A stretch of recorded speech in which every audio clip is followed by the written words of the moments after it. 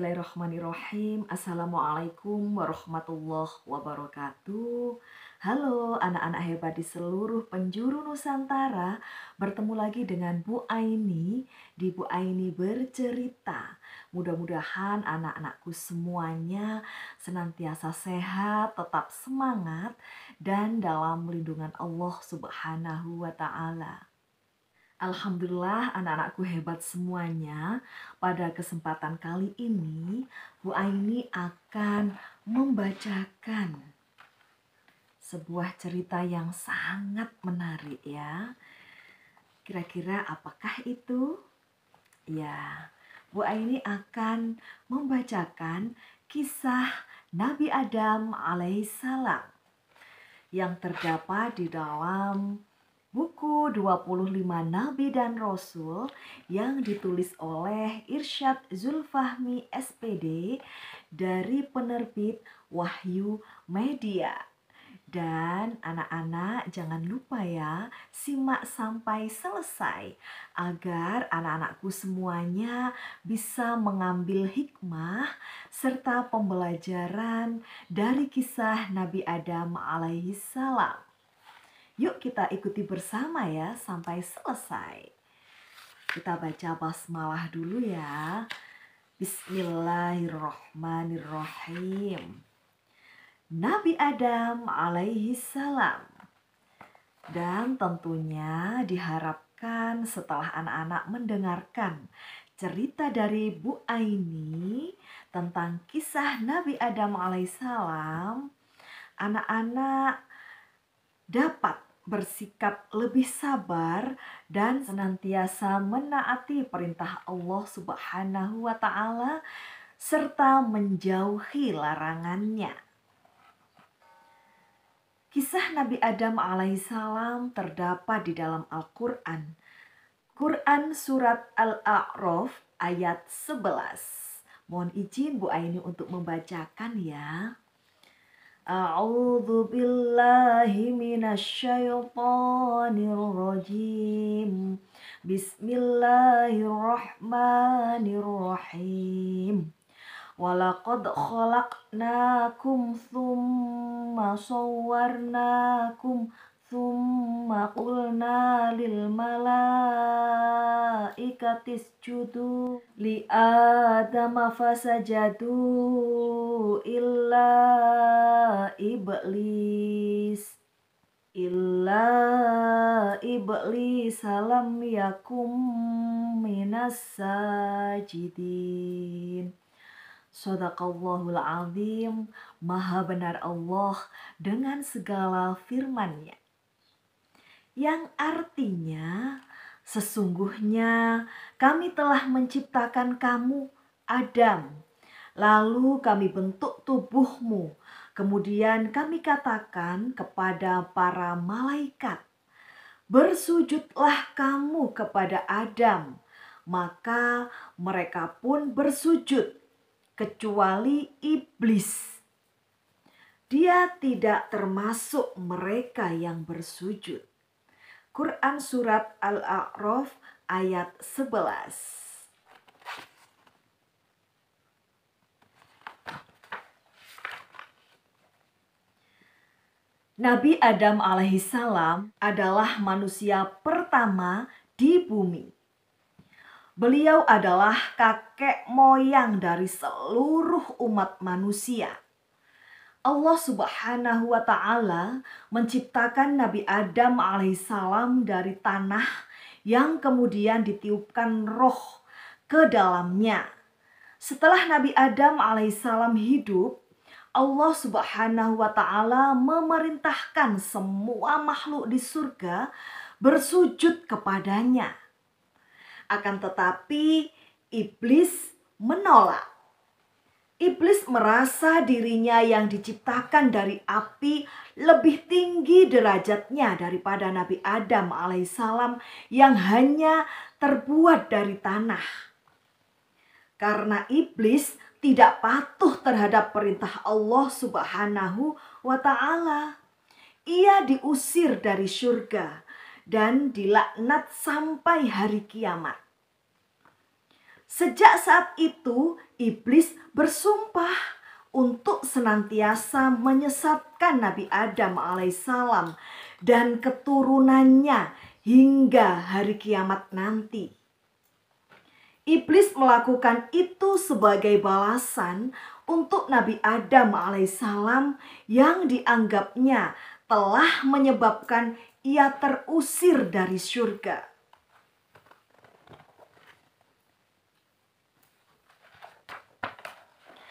Nabi Adam alaihissalam tinggal seorang diri di surga. Untuk menemani Nabi Adam, Allah Subhanahu wa Ta'ala mengambil salah satu tulang rusuk Nabi Adam alaihissalam.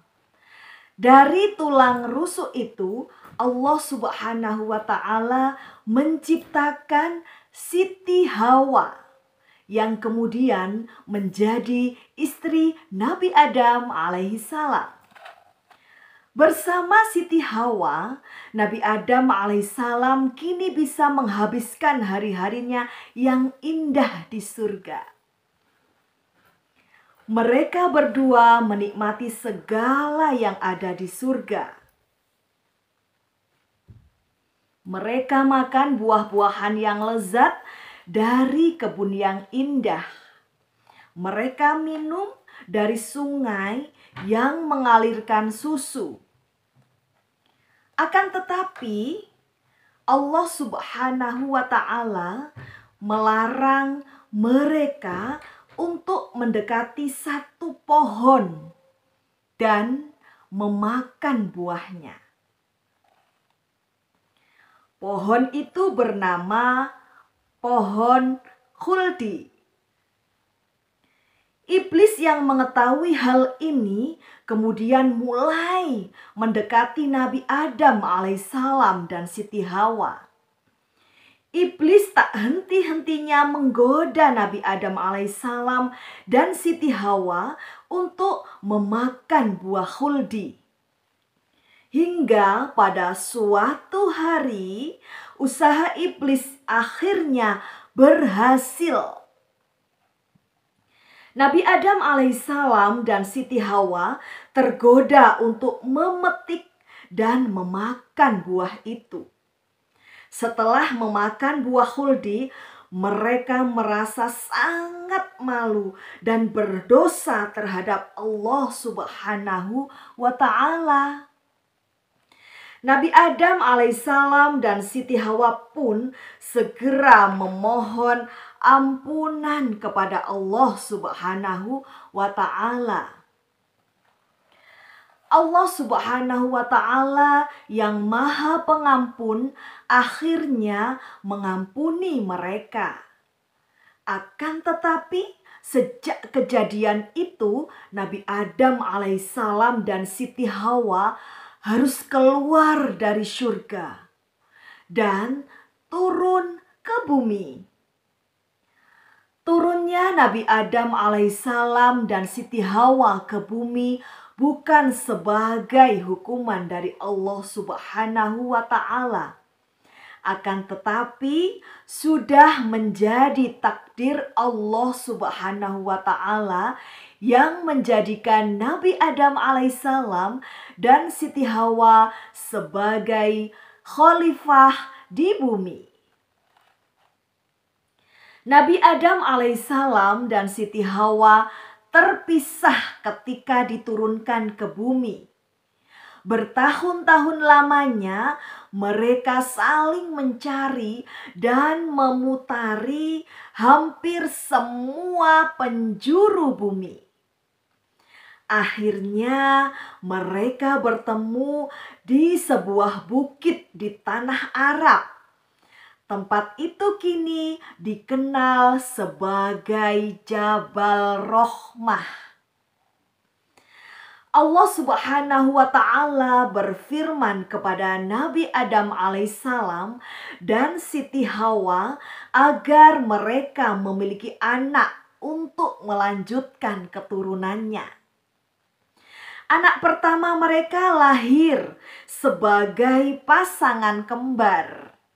Mereka adalah Qabil dan Iklimah. Tak lama kemudian lahirlah pasangan kedua, yaitu Habil dan Labuda.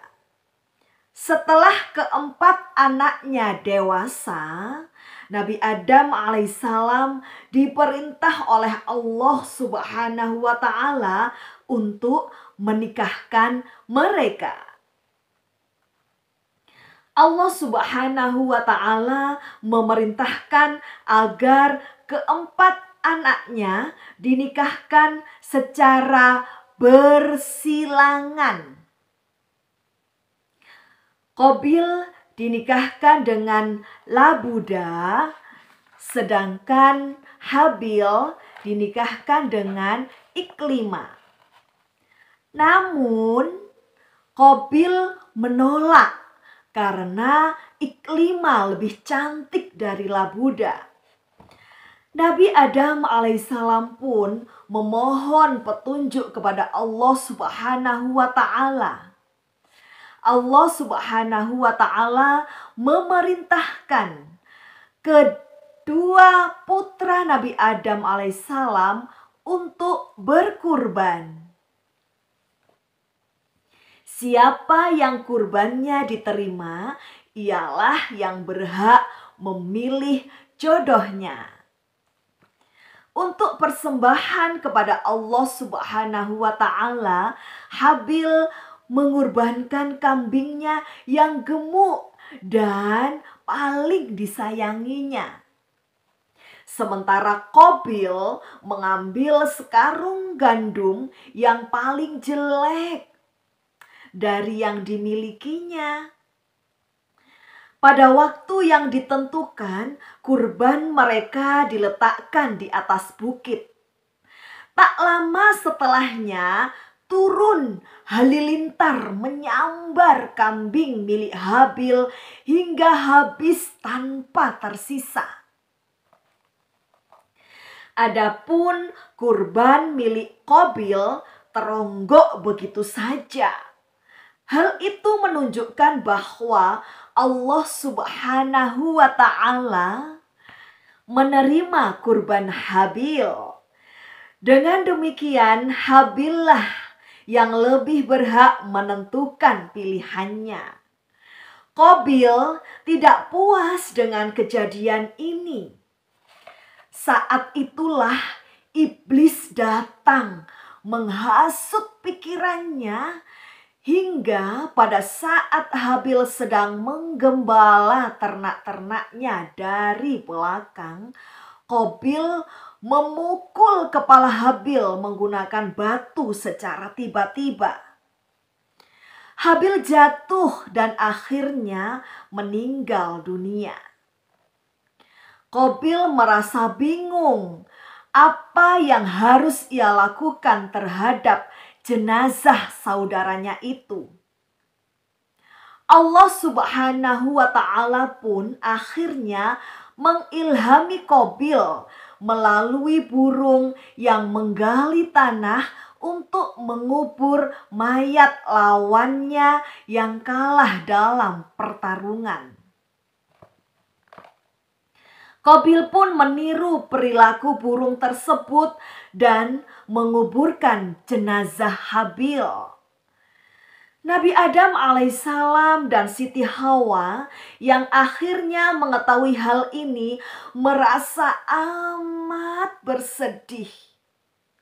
Namun tak lama kemudian Allah Subhanahu wa ta'ala memerintahkan kepada mereka berdua agar kembali memiliki anak.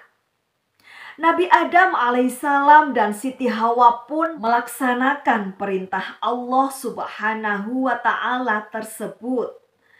Lama-kelamaan semakin banyak keturunan Nabi Adam dan Siti Hawa yang lahir. Dari anak-anak Nabi Adam alaihissalam dan Siti Hawa lahir generasi selanjutnya. Semakin banyak anak cucu Nabi Adam alaihissalam dan Siti Hawa yang lahir di muka bumi. Oleh sebab itulah Nabi Adam alaihissalam dan Siti Hawa disebut sebagai kakek dan nenek moyangnya umat manusia. Nah, anak-anakku hebat semuanya. Kisah Nabi Adam alaihissalam terdapat dalam Al-Quran. Nah, surat-surat yang mengisahkan Nabi Adam alaihissalam adalah Quran surat Al-Baqarah ayat 30 sampai 38. Surat Al-A'raf ayat 11 sampai 25. Surat Shad ayat 72 sampai 73 dan surat Toha ayat 123. Dan anak-anakku semuanya, berikut adalah doa Nabi Adam alaihissalam. A'udzu billahi minasyaitonir rajim. Bismillahirrahmanirrahim. Qala rabbana dhalamna anfusana wa illam taghfir lana wa tarhamna lanakunanna minal khasirin. Yang artinya, wahai Tuhan kami telah menganiaya diri kami sendiri. Dan kalau Engkau tidak mengampunkan kami dan memberi rahmat kepada kami, niscaya menjadilah kami dari orang-orang yang rugi. Quran surat Al-A'raf ayat 23. Nah, anak-anakku semuanya, tentunya banyak sekali hikmah yang terkandung serta patut kita teladani dari kisah Nabi Adam alaihissalam, yakni patuhilah perintah Allah Subhanahu wa ta'ala dan jauhilah hal-hal yang dilarang oleh Allah Subhanahu wa ta'ala. Sebab iblis akan selalu menggoda manusia untuk selalu melanggar perintah-perintah Allah Subhanahu wa ta'ala dan menjerumuskan kita pada kemaksiatan. Untuk itu anak-anak, janganlah pernah lelah untuk menebar kebaikan kepada siapapun, kapanpun, dan dimanapun anak-anak berada.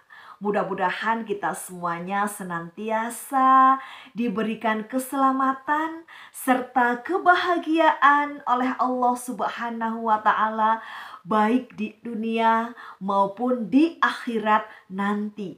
Amin, amin, Allahumma amin. Baik anak-anakku hebat semuanya, mohon maaf apabila Bu Aini ada kesalahan. Terima kasih atas segala perhatian anak-anakku hebat semuanya. Sampai bertemu di video Bu Aini selanjutnya.